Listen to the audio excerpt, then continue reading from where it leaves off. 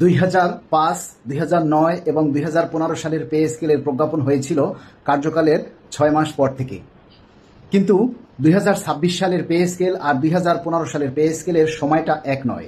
2009, 2015 এই পে স্কেলগুলি হয়েছিল প্রতি 5 বছর বা 6 বছর পর পর, কিন্তু 26 সালের পে স্কেলটা হতে যাচ্ছে 11 থেকে 12 বছর পর।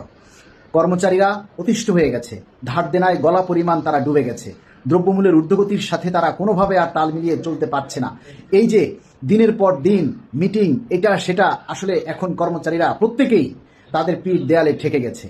আমরা সচিব পর্যায়ে যারা সুপারিশ প্রণয়ন কমিটিতে যুক্ত আছেন তাদেরকে আমরা অনুরোধ করব, আপনারা দ্রুত সময়ের মধ্যে ক্যাবিনেট মিটিংয়ে আমাদের এই নবম পে স্কেলের চূড়ান্ত সুপারিশ উপস্থাপন করুন অনুমোদনের জন্য। আমরা চাই এই আগস্ট মাসের মধ্যেই যাতে আমাদের পে স্কেলের প্রজ্ঞাপন জারি করা হয়, কেননা আগস্ট মাসের মধ্যে যদি পে স্কেলের প্রজ্ঞাপন জারি করা না হয় তাহলে কিন্তু কর্মচারীরা তাদের পরিবারবর্গ সহ রাস্তায় নেমে আসতে বাধ্য হবে, কেননা কর্মচারীদের মধ্যে তীব্র অসন্তোষ এবং ক্ষোভের সৃষ্টি হচ্ছে ক্রমান্বয়ে। আর সরকারের পক্ষ থেকে কোনো নির্দেশনা না থাকার কারণে বিভিন্ন মিডিয়ারা গুজব ছড়ানোর জন্য সুযোগ পাচ্ছে এবং কর্মচারীদের মধ্যে অসন্তোষ এবং ক্ষোভের মাত্রা আরও বিপুল হারে বৃদ্ধি পাচ্ছে। আমরা মাননীয় প্রধানমন্ত্রীর কাছে অনুরোধ করতে চাই, যেহেতু আপনারা পে স্কেল বাস্তবায়নের জন্য মহান সংসদে ঘোষণা করেছেন, শুধু ঘোষণা করে থেমে থাকলেই চলবে না, আমরা চাই দ্রুত তার বাস্তবায়ন।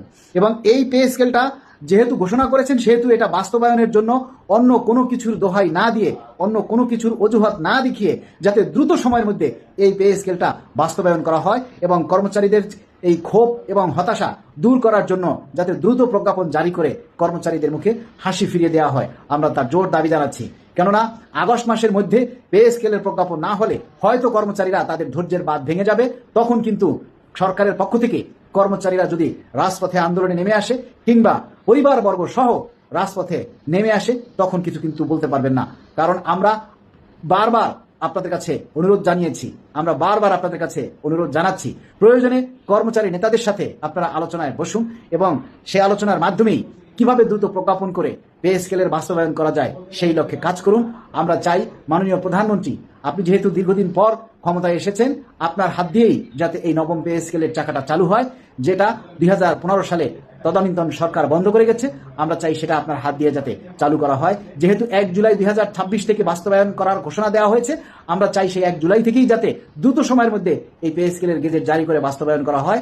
22 লক্ষ পরিবার আজকে মাননীয় প্রধানমন্ত্রী আপনার দিকে তাকিয়ে আছে, সুপারিশ প্রণয়ন কমিটিতে যারা আছেন আপনাদের দিকে 22 লক্ষ পরিবার তাকিয়ে আছে। আপনারা যদি আরো কাল বিলম্ব করেন, এখনো যদি মিটিং এর পর মিটিং এটা সেটা এই অজুহাত দেখিয়ে সময় নষ্ট করেন, তাহলে কর্মচারীদের বাঁধ হয়তো ধৈর্যের বাঁধ একটা সময় ভেঙে যাবে। আমরা আপনাদের কাছে করজোর মিনতি করে অনুরোধ করছি, দ্রুত সময়ের মধ্যে এই যাচাই বাছাই এইগুলি সম্পূর্ণ করে আপনারা আগামী ক্যাবিনেট মিটিংয়ে এই চূড়ান্ত সুপারিশ উপস্থাপন করুন, যাতে দ্রুত বাস্তবায়নের জন্য ক্যাবিনেট মিটিং থেকে, মন্ত্রিসভা থেকে মাননীয় প্রধানমন্ত্রীর মাধ্যমে যাতে এই পে স্কেলের অনুমোদন দিয়ে গেজেট প্রকাশের জন্য প্রয়োজনীয় পরবর্তী পদক্ষেপ গ্রহণ করা হয়। ধন্যবাদ সবাইকে। সবাই ভিডিওটা প্রচার করুন যাতে সরকারি নীতি নির্ধারকদের কাছে আমাদের এই দাবির কথাগুলি পৌঁছে যায়।